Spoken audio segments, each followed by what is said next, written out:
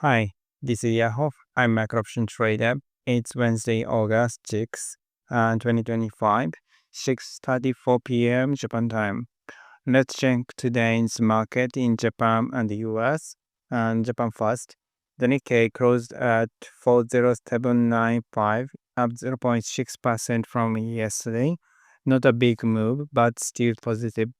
What stood out today was the Baltic index, still high at 26.4.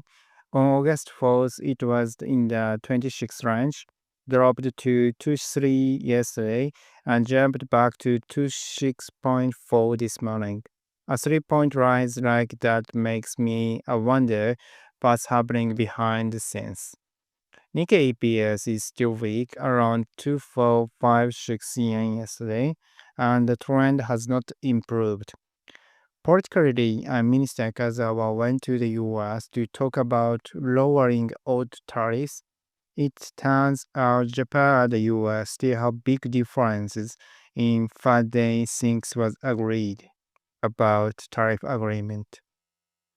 Honestly, I'm not sure there ever was a real deal with President Trump. This uncertainty could be one reason volatility is staying high. Now, the US, the S&P closed at 6299, down 0.49%. The VIX moved it up to 17.85. It's not as high as 20 on August 1st, but still above the mid-teens we saw before. Stocks near highs, but the mood feels uneasy. Gold volatility index also rose to around 17, through gold price flat at high levels. When volatility rise while price don't much move much, it's sign something could be built up. Big picture, tariff talks aren't over.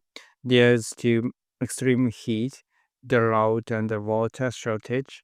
In the US, there's even talk of air conditioner shortage, yet stock price stay high while EPS weaken.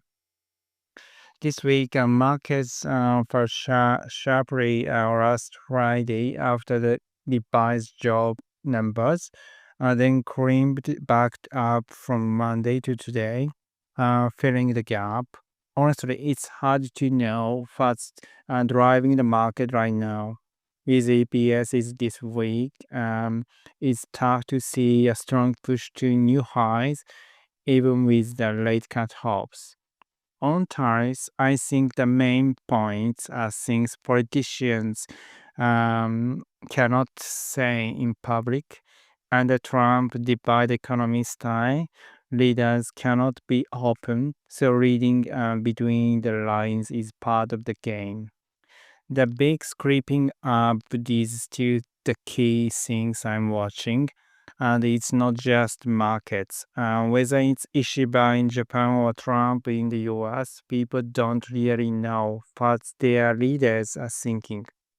That kind of uncertainty is part of the divide era. That's it for today. If you like my content, think of following me as taking a long put on your market knowledge prediction when things go down. See you tomorrow.